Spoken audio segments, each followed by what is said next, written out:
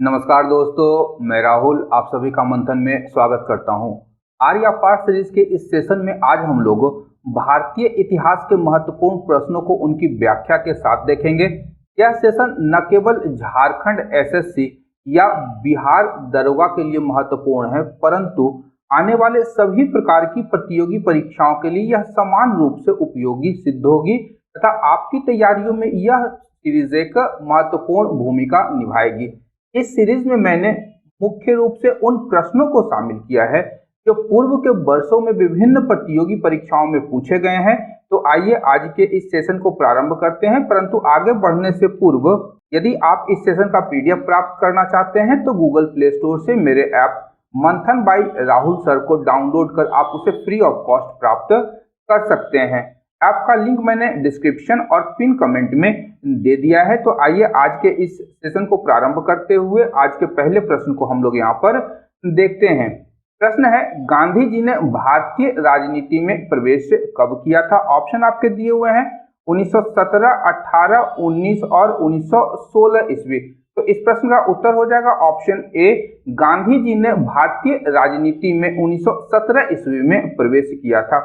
और यदि हम लोग देखें यहाँ पर इसके डिटेल्स को, तो दक्षिण अफ्रीका से गांधी जी का भारत आगमन 9 जनवरी 1915 को हो चुका था और इस दिन के बाद से गांधी जी ने भारत में विभिन्न प्रकार के अपने आंदोलन प्रारंभ किए और गांधी जी के द्वारा भारत में प्रारंभ किया गया पहला आंदोलन चंपारण सत्याग्रह था और इसी आंदोलन के माध्यम से 1917 ईस्वी में गांधी जी ने भारतीय राजनीति में प्रवेश किया था। उल्लेखनीय तथ्य है कि इस सत्याग्रह की सफलता के उपरांत गुरुदेव रविंद्रनाथ टैगोर ने गांधी जी को महात्मा कहकर पुकारा था और चंपारण सत्याग्रह जो हुआ था यह मूल रूप से तिनकठिया प्रथा के विरुद्ध हुआ था। तिनकठिया प्रथा क्या थी?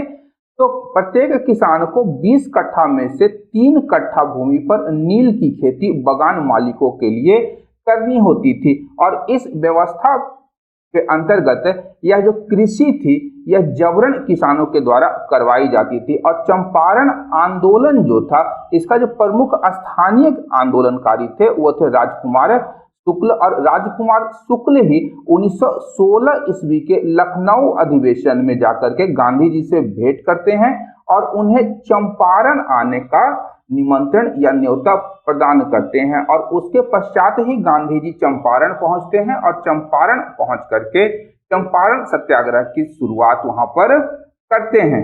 अगला प्रश्न है, चालीसा दल का गठन किसने किया था? ऑप्शन है आपके सुल्तान रजिया, इल्तुतमिश, अलाउद्दीन खिलजी और मोहम्मद बिन तुगलक ने। तो इस प्रश्न का उत्तर हो जाएगा ऑप्शन बी, चालीसा दल जिसे तुर्काने चिहलगानी भी कहा जाता था, इसका गठन कौन किया था? तो इसका गठन जो था आपका इल्तुतमिश किया था और इल्तुतमिश ने प्रशासन को संगठित करने के उद्देश्य से इन 40 तुर्क सरदारों का संगठन किया था और चालीसा दल या तुर्काने चिहलगानी को समाप्त कौन किया था? तो इसे बलबन के द्वारा समाप्त किया गया था। उल्लेखनीय तथ्य है कि इल्तुतमिश जो है वह कुतुबुद्दीन ऐबक का दामाद था और जब कुतुबुद्दीन ऐबक दिल्ली सल्तनत का शासक था तो इल्तुतमिश बदायूं का गवर्नर था। इल्तुतमिश जो है आपका बदायूं का गवर्नर था और कुतुबुद्दीन ऐबक की मृत्यु के पश्चात उस आराम शाह को गद्दी से हटाकर इल्तुतमिश दिल्ली सल्तनत का शासक बनता है और शासन पे अपने स्थायित्व को बढ़ावा देने के लिए ही इल्तुतमिश ने अपने समर्थक सरदारों को चालीसा के दल के नाम से गठित इन्हें एक समूह में किया था। अगला प्रश्न है, दिल्ली के किस सुल्तान ने राजा के दैवीय उत्पत्ति सिद्धांत पर जोर दिया था? ऑप्शन से आपके ऐबक, इल्तुतमिश, बलबन और अलाउद्दीन। तो इस प्रश्न का उत्तर हो जाएगा ऑप्शन सी, बलबन ने राजा के दैवीय उत्पत्ति के सिद्धांत को प्रतिपादित किया था और गयासुद्दीन बलबन जो था वह गुलाम वंश का शासक था जो 1266 ईस्वी से लेकर के 1286 ईस्वी तक दिल्ली सल्तनत का शासक बना था। इसने सिजदा और पैबोस प्रथा प्रारंभ की थी और फारसी त्योहार नौरोज को भी इसने प्रारंभ किया था। इसने शासन व्यवस्था को सुचारू रूप से संचालित करने के लिए लौह एवं रक्त की नीति का अनुसरण किया था तथा इसका कहना था कि सुल्तान का हृदय देवीय अनुकंपा की एक विशेष निधि है, इस कारण इसका जो अस्तित्व है वह अद्वितीय है। अगला प्रश्न है 1947 में भारतीय राष्ट्रीय कांग्रेस के अध्यक्ष कौन थे? ऑप्शन है आपके जवाहरलाल नेहरू, सी राजगोपालाचारी, जेबी कृपलानी और राजेंद्र प्रसाद। तो इस प्रश्न का उत्तर हो जाएगा 1947 में भारतीय राष्ट्रीय कांग्रेस के अध्यक्ष जेबी कृपलानी थे और जेबी कृपलानी का पूरा नाम जीवट राम भगवान दास कृपलानी था और कांग्रेस के मेरठ में आयोजित होने वाले 54वें अधिवेशन जो नवंबर 1946 में हुआ था उसमें इन्हें अध्यक्ष बनाया गया था। और जब भारत को स्वतंत्रता प्राप्त हुई 15 अगस्त 1947 को, तो उस समय जेबी कृपलानी कांग्रेस के अध्यक्ष थे। यहाँ एक उल्लेखनीय तथ्य है कि जब भारत स्वतंत्र हुआ और प्रधानमंत्री बनने के लिए सरदार पटेल और नेहरू के बीच मतदान करवाया गया था, तो उस मतदान के दरमियान जेबी कृपलानी तीसरे उम्मीदवार थे और इन्हें सरदार पटेल के पश्चात सर्वाधिक मत प्राप्त हुआ था। ध्यान रखिएगा, सरदार पटेल को भारत के प्रधानमंत्री के पद के लिए कांग्रेस कार्य समिति ने अपना मत दिया था और उसके पश्चात जेबी कृपलानी का नंबर था जिन्हें कांग्रेस कार्य समिति ने दूसरा उम्मीदवार बनाया था। परंतु गांधी जी की इच्छा का आदर करते हुए सरदार पटेल और जेबी कृपलानी ने अपने नाम वापस ले लिए और जवाहरलाल नेहरू को भारत के प्रथम प्रधानमंत्री के रूप में इन्हें बनाया गया था। अगला प्रश्न है 1857 का विद्रोह कब और कहां से प्रारंभ हुआ था? ऑप्शन है आपके 29 मार्च 1857 को बैरकपुर से, बी है आपका 25 मार्च 1855 को मेरठ से, सी है आपका 12 मार्च 1856 को दिल्ली से और डी है 11 मार्च 1876 को झांसी से। तो इस प्रश्न का उत्तर हो जाएगा ऑप्शन ए 29 मार्च 1857 को बैरकपुर से, जो कि बंगाल में स्थित है, वहां से विद्रोह प्रारंभ होता है। इसका कारण क्या था?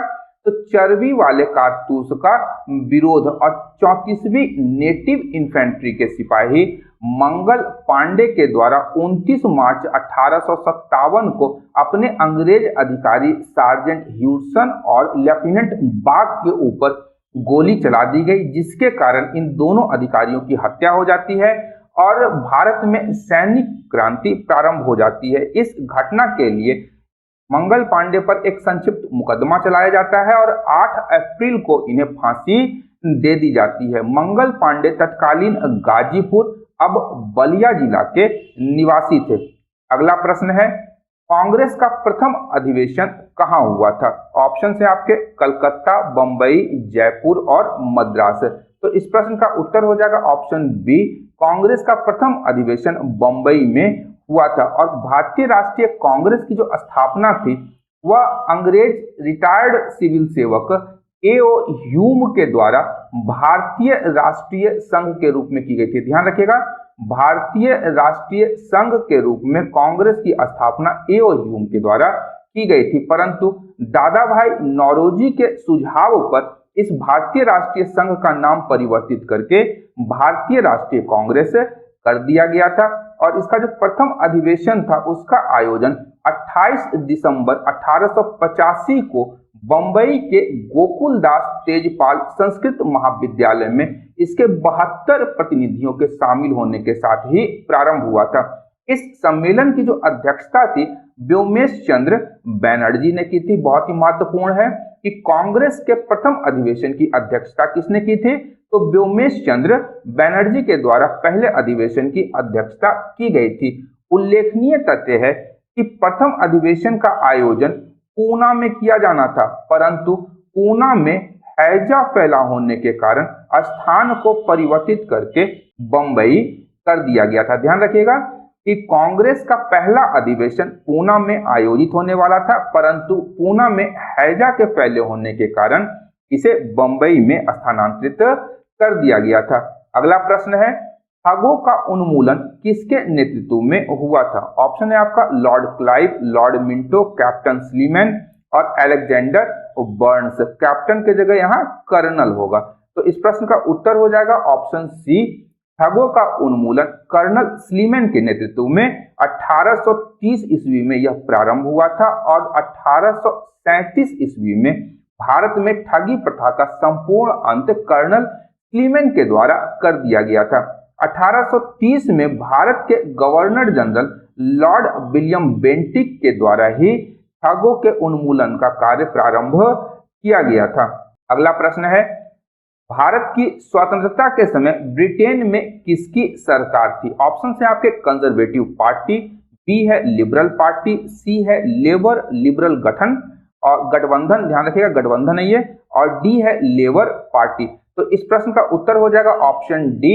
जब भारत को स्वतंत्रता 15 अगस्त 1947 को मिली थी तो उस समय इंग्लैंड में लेबर पार्टी की सरकार बनी हुई थी और लेबर पार्टी के क्लीमेंट रिचर्ड एटली उस समय ब्रिटेन के प्रधानमंत्री थे। क्लीमेंट एटली 1945 से लेकर के 1951 तक ब्रिटेन के प्रधानमंत्री रहे थे और एटली ने ही घोषणा की थी कि जून 1948 तक अंग्रेज भारत को छोड़ करके चले जाएंगे, परंतु अंग्रेजों के द्वारा भारत 15 अगस्त 1947 को ही छोड़ दिया जाता है। तो यहाँ पे एक महत्वपूर्ण कारण है, यहाँ पे महत्वपूर्ण प्रश्न उठता है कि जब घोषणा 1948 को छोड़ने की गई थी तो 1947 में ही भारत को क्यों आजाद किया गया, क्यों छोड़ा गया? आप थोड़ा सा गूगल सर्च कीजिएगा तो इसके विषय में आपको बहुत ही रुचिपूर्ण और बहुत ही तथ्यात्मक जानकारियां प्राप्त होंगी।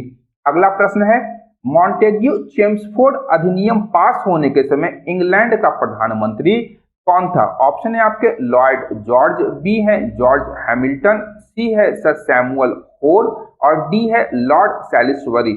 तो इस प्रश्न का उत्तर हो जाएगा ऑप्शन ए। जब मॉन्टेग्यू चेम्सफोर्ड अधिनियम पारित हुआ था तो उस समय ब्रिटेन के प्रधानमंत्री लॉर्ड जॉर्ज थे और मॉन्टेग्यू चेम्सफोर्ड अधिनियम 1919 ईस्वी में पारित हुआ था।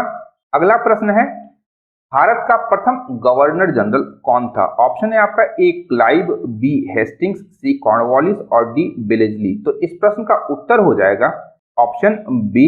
वॉरेन हेस्टिंग्स को भारत का पहला गवर्नर जनरल माना जाता है। यहाँ हुआ क्या था कि जब 1773 ईस्वी का रेगुलेटिंग एक्ट पारित किया गया था तो उस समय बंगाल के गवर्नर जनरल को मद्रास एवं बंबई के गवर्नर जनरल के ऊपर, उनके गवर्नरों के ऊपर अधिमानता प्रदान की गई थी। यानी कि मद्रास और बंबई के गवर्नरों को बंगाल के गवर्नर के अधीन कर दिया गया था और बंगाल के गवर्नर जनरल को भारत में अंग्रेजी क्षेत्रों का, ध्यान रखिएगा, बंगाल के गवर्नर जनरल को भारत के अंग्रेजी क्षेत्रों का गवर्नर जनरल कहा जाने लगा। इसलिए वॉरेन हेस्टिंग्स को भारत का प्रथम गवर्नर जनरल भी कहा जाता है। और वॉरेन हेस्टिंग के कार्यकाल की कुछ प्रमुख घटनाएं हैं, जैसे राजस्व बोर्ड का गठन किया गया था, बनारस की संधि की गई थी, एशियाटिक सोसाइटी ऑफ बंगाल की स्थापना 1784 ईस्वी में सर विलियम जोन्स के द्वारा की गई थी और ब्राह्मण नंद कुमार का मामला, जिसे कि वॉरेन हेस्टिंग और एलिजा इम्पे ने मिलकर के फांसी पर चढ़ा दिया था, यह मामला भी वॉरेन हेस्टिंग के काल की ही घटना है। इसके अतिरिक्त भारत में शिक्षा और साहित्य के प्रचार प्रसार के लिए कार्य करने वाला प्रथम गवर्नर जनरल वह वॉरेन हेस्टिंग ही था और इसने 1771 ईस्वी में कलकत्ता में अरबी एवं फारसी पढ़ाने के लिए कलकत्ता मदरसा की स्थापना की थी। अगला प्रश्न है, मुस्लिम लीग को प्रथम निर्वाचन का अधिकार कब मिला था? प्रथम के स्थान पर ध्यान रखिएगा, यहाँ पर पृथक निर्वाचन का अधिकार होगा। मुस्लिम लीग को पृथक निर्वाचन का अधिकार कब मिला था? ऑप्शन है आपके 1892, बी 1906, सी 1909 और डी 1911 ईस्वी। तो इस प्रश्न का उत्तर हो जाएगा ऑप्शन सी। 1909 ईस्वी में मुस्लिम लीग को पृथक निर्वाचन का अधिकार मार्ले मिंटो सुधार अधिनियम के द्वारा प्राप्त हुआ था। यद्यपि इस अधिनियम में जब पृथक निर्वाचन का अधिकार प्रदान कर दिया गया था मुस्लिम लीग को, तो वायसराय मिंटो ने मार्ले को खत लिखा था कि याद रखना, पृथक निर्वाचन क्षेत्र बनाकर हम ऐसे घातक विष के बीज बो रहे हैं जिसकी फसल कड़वी होगी। यहाँ एक अन्य तथ्य है कि 1906 ईस्वी में ढाका में मुस्लिम लीग की स्थापना की गई थी और 3 साल के उपरांत ही अंग्रेजों ने मुस्लिम लीग के बात को स्वीकार करते हुए इन्हें पृथक निर्वाचन का अधिकार प्रदान कर दिया गया था। अगला प्रश्न है, दिल्ली चलो का नारा किसने दिया था? ऑप्शन है आपके सुभाष चंद्र बोस, महात्मा गांधी, जवाहरलाल नेहरू और बी.आर. अंबेडकर। तो इस प्रश्न का उत्तर हो जाएगा ऑप्शन ए, दिल्ली चलो का नारा सुभाष चंद्र बोस ने दिया था। और आजाद हिंद फौज की जब स्थापना की गई थी 21 अक्टूबर 1943 को सिंगापुर में, तो उस समय ही जुलाई 1943 में सिंगापुर के टाउन हॉल के सामने इन्होंने आजाद हिंद फौज के सुप्रीम कमांडर के रूप में भाषण देते हुए सेना को संबोधित किया था और सेना को दिल्ली चलो का नारा दिया था। उल्लेखनीय तथ्य है कि सुभाष चंद्र बोस ने जापान के सहयोग से आजाद हिंद फौज की स्थापना की थी और द्वितीय विश्व युद्ध के दौरान ही नेताजी ने नारा दिया था, तुम मुझे खून दो मैं तुम्हें आजादी दूंगा। यह नारा भी अत्यंत ही महत्वपूर्ण है और यह नेताजी के द्वारा दिया गया था। अगला प्रश्न है, बंगाल विभाजन के विरोध में कौन सा आंदोलन प्रारंभ हुआ? ऑप्शन है आपका ए, दिल्ली चलो आंदोलन, बी, असहयोग आंदोलन, सी, सविनय अवज्ञा आंदोलन और डी, स्वदेशी आंदोलन। तो इस प्रश्न का उत्तर हो जाएगा ऑप्शन डी, बंगाल विभाजन के विरोध में स्वदेशी आंदोलन प्रारंभ हुआ था और यह आंदोलन 7 अगस्त 1905 को कलकत्ता के टाउन हॉल से प्रारंभ हुआ था और इस टाउन हॉल से ही आपका बहिष्कार का प्रस्ताव पास किया गया था। उल्लेखनीय तथ्य है कि बंगाल विभाजन के लागू होने की जो तिथि थी यह 16 अक्टूबर 1905 थी और इसके बाद भारत में राष्ट्रवादी नेताओं के द्वारा ही बंगाल विभाजन के विरोध में स्वदेशी आंदोलन प्रारंभ किया जाता है। उल्लेखनीय तथ्य है कि दिल्ली दरबार के जब आयोजन किया गया था 1911 में, तो बंग भंग को रद्द कर दिया गया था और यह 1912 ईस्वी से लागू हो गया था। उल्लेखनीय तथ्य है कि बहिष्कार आंदोलन के तहत उदारवादियों की अनुनय और विनय की नीति को अस्वीकार करते हुए गरम दल या उग्रवादियों ने नरम दल के नीति को राजनीतिक भिक्षावृत्ति की भी संज्ञा दी थी और यह जो संज्ञा थी स्वदेशी आंदोलन के दौरान ही दी गई थी। इसके बाद हम लोग 1907 ईस्वी में देखते हैं कांग्रेस में विभाजन होता है नरम दल और गरम दल के रूप में। अगला प्रश्न है, कांग्रेस ने भारत छोड़ो प्रस्ताव कहां पारित किया था? ऑप्शन है आपका कराची में, बी कलकत्ता में, सी लाहौर में और डी बंबई में। तो इस प्रश्न का उत्तर हो जाएगा ऑप्शन डी, कांग्रेस ने भारत छोड़ो प्रस्ताव बंबई में पारित किया था और 8 अगस्त 1942 ईस्वी को अखिल भारतीय कांग्रेस कमेटी की बैठक बंबई, जो वर्तमान मुंबई के ग्वालिया टैंक मैदान में हुई थी और उसी बैठक में भारत छोड़ो आंदोलन के प्रस्ताव को मंजूरी मिली थी। और भारत छोड़ो आंदोलन को हम लोग अगस्त क्रांति के नाम से भी जानते हैं क्योंकि यह अगस्त में प्रारंभ हुई थी और आंदोलन का प्रारंभ 9 अगस्त 1942 को होना था, परंतु इससे पूर्व ही सभी नेताओं को गिरफ्तार कर लिया जाता है। इस आंदोलन के दौरान ही गांधी जी ने करो या मरो तथा अंग्रेजों भारत छोड़ो का नारा दिया था। अगला प्रश्न है, सविनय अवज्ञा आंदोलन की शुरुआत कब हुई थी?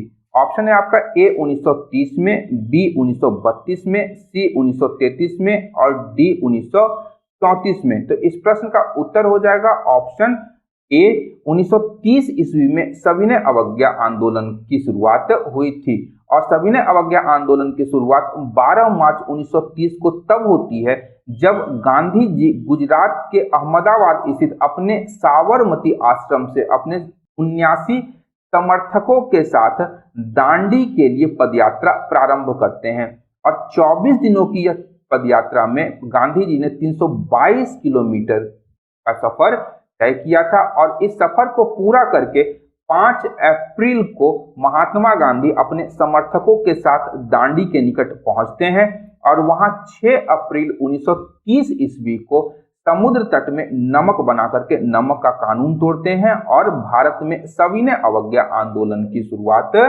हो जाती है।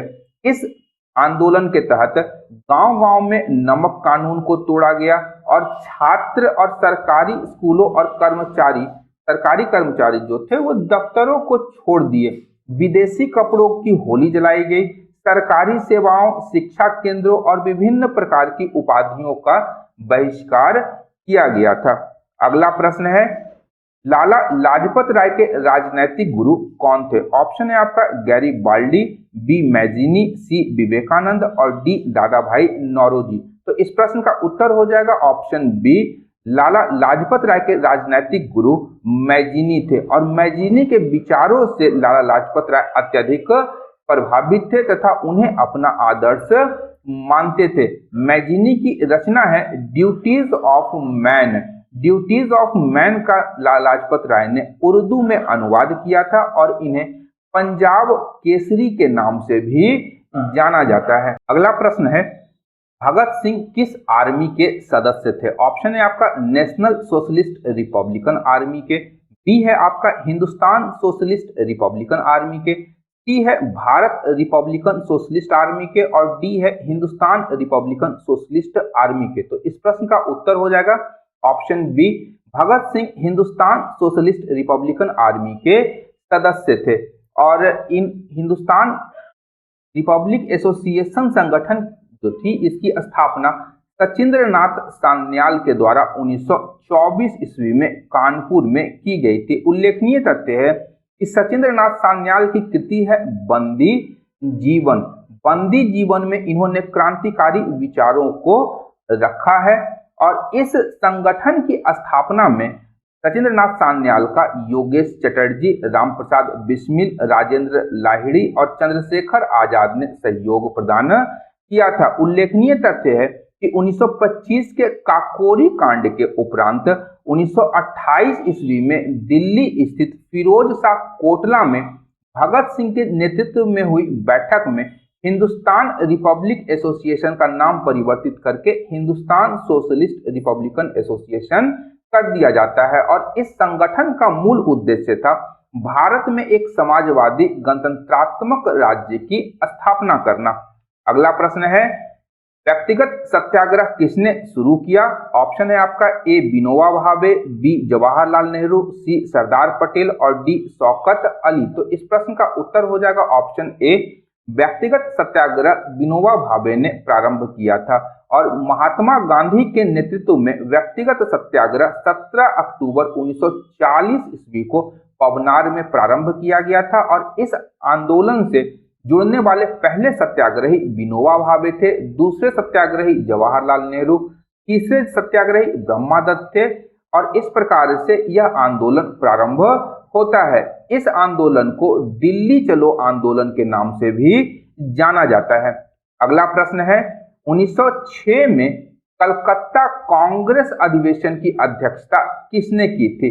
ऑप्शन है आपका बाल गंगाधर तिलक, गोपाल कृष्ण गोखले, अरविंद घोष और डी दादा भाई नौरोजी। तो इस प्रश्न का उत्तर हो जाएगा ऑप्शन डी, 1906 ईस्वी के कलकत्ता कांग्रेस अधिवेशन की अध्यक्षता दादा भाई नौरोजी के द्वारा की गई थी और इस अधिवेशन में स्वदेशी आंदोलन, बहिष्कार, राष्ट्रीय शिक्षा, स्वशासन से संबंधित 4 प्रस्ताव पारित किए गए थे। अत्यंत ही महत्वपूर्ण है, जब बंगाल विभाजन हुआ था 1905 ईस्वी में, उसके पश्चात कलकत्ता में ही कांग्रेस का अधिवेशन किया गया था और इस अधिवेशन की अध्यक्षता दादा भाई नौरोजी ने की थी और यहाँ स्वदेशी से संबंधित जो विचार थे, स्वदेशी से संबंधित जो प्रस्ताव थे उसे पारित किया गया था और इस अधिवेशन में ही दादा भाई नौरोजी ने पहली बार स्वराज की मांग प्रस्तुत की थी। अत्यंत ही महत्वपूर्ण है, यह पूछा जाता है कि किस अधिवेशन में पहली बार स्वराज की मांग कांग्रेस के द्वारा प्रस्तुत की गई थी, तो वह कलकत्ता कांग्रेस अधिवेशन 1906 था जिसकी अध्यक्षता दादा भाई नौरोजी के द्वारा किया गया था और इसी अधिवेशन में पहली बार दादा भाई नौरोजी द्वारा प्रतिपादित धन के निष्कासन के सिद्धांत को भी स्वीकार किया गया था। अगला प्रश्न है, प्रथम गोलमेज सम्मेलन कब और कहां हुआ था? ऑप्शन है आपका 7 सितंबर 1931, बी है 12 सितंबर 1930, सी है 17 नवंबर 1932 और डी है 24 नवंबर 1932। तो इस प्रश्न का उत्तर हो जाएगा ऑप्शन बी, 12 सितंबर 1930 ईस्वी को प्रथम गोलमेज सम्मेलन का आयोजन लंदन में हुआ था। और इस सम्मेलन का जो उद्घाटन था तत्कालीन ब्रिटिश सम्राट जॉर्ज पंचम ने किया था और सम्मेलन की अध्यक्षता तत्कालीन प्रधानमंत्री रैमजे मैकडोनाल्ड के द्वारा की गई थी। और पहले सम्मेलन में भारतीय प्रतिनिधि के रूप में डॉक्टर भीमराव अंबेडकर, तेज बहादुर सप्रू, मोहम्मद अली जिन्ना और मोहम्मद अली ने भाग लिया था। वहीं द्वितीय गोलमेज सम्मेलन का आयोजन 7 सितंबर 1931 ईस्वी को लंदन में किया गया था और इस सम्मेलन में महात्मा गांधी ने कांग्रेस के एकमात्र प्रतिनिधि के रूप में भाग लिया था। एक अन्य तथ्य है कि दूसरे गोलमेज सम्मेलन में एनी बेसेंट ने भारतीय महिलाओं के प्रतिनिधि के तौर पर भाग लिया था। यद्यपि द्वितीय गोलमेज सम्मेलन की विफलता के उपरांत जब गांधी जी वापस भारत लौटे थे तो उन्होंने कहा था कि मैं खाली हाथ लौटा हूं, परंतु अपने देश की इज्जत को मैंने बट्टा लगने नहीं दिया। अगला प्रश्न है, कैबिनेट मिशन की अध्यक्षता किसने की थी? ऑप्शन है आपके लॉर्ड एटली, बी स्टेफोर्ड क्रिप्स, सी क्लीमेंट एटली और डी पैट्रिक लॉरेंस। तो इस प्रश्न का उत्तर हो जाएगा ऑप्शन डी, कैबिनेट मिशन की अध्यक्षता पैट्रिक लॉरेंस ने की थी। और फरवरी 1946 ईस्वी में ब्रिटेन के प्रधानमंत्री एटली ने एक 3 सदस्यीय उच्च स्तरीय शिष्टमंडल को भारत भेजने की घोषणा की थी और इसके सदस्य कौन थे? तो पैट्रिक लॉरेंस जो भारत सचिव थे, सर स्टैफोर्ड क्रिप्स जो व्यापार बोर्ड के अध्यक्ष थे, एबी अलेक्जेंडर नौसेना मंत्री थे। इन 3 सदस्यों को भारत में कैबिनेट मिशन के रूप में भेजा गया था और कैबिनेट मिशन का दिल्ली आगमन 24 मार्च 1946 को होता है। इस मिशन का मूल उद्देश्य था कि भारत में शांतिपूर्ण सत्ता हस्तांतरण के लिए उपाय और संभावनाओं की तलाश करना। यद्यपि यह मिशन कुछ खास नहीं कर पाता है, परंतु मई 1946 ईस्वी में इस मिशन ने अपना प्रस्ताव जारी कर दिया था। अगला प्रश्न है, भगत सिंह, राजगुरु और सुखदेव को फांसी कब दी गई? ऑप्शन है आपका 23 मार्च 1931, 23 मार्च 1932, 23 मार्च 1933 और 23 मार्च 1934। तो इस प्रश्न का उत्तर हो जाएगा ऑप्शन ए, 23 मार्च 1931 को भगत सिंह, राजगुरु और सुखदेव को लाहौर में सैंडर्स हत्याकांड और लाहौर षड्यंत्र कांड के लिए फांसी दी गई थी।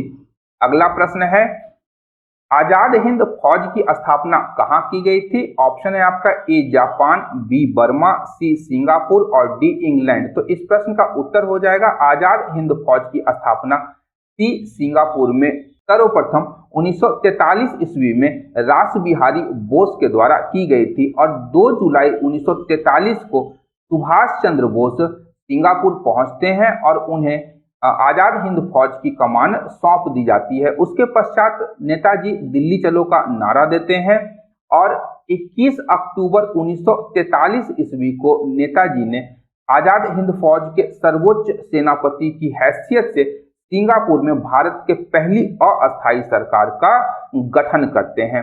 अगला प्रश्न है, बिंबिसार ने किस वंश की स्थापना की थी? ऑप्शन है आपका नंद वंश, मौर्य वंश, हर्यक वंश या गुप्त वंश। तो इस प्रश्न का उत्तर हो जाएगा ऑप्शन सी, बिंबिसार ने हर्यक वंश की स्थापना 544 ईसा पूर्व में की थी और बिंबिसार मगध साम्राज्य का सम्राट था जिसकी राजधानी राजगिरी थी। बिंबिसार का अन्य नाम था खादिरसार भील और श्रेणिक के नाम से भी इसे जाना जाता है। उल्लेखनीय तथ्य है कि मगध साम्राज्य के विस्तार का प्रारंभ बिंबिसार ने किया था और इसने अंग राज्य के शासक ब्रह्मादत्त को पराजित करके अंग को मगध साम्राज्य में मिला लिया था। एक अन्य तथ्य है कि बिंबिसार महात्मा बुद्ध का समकालीन था।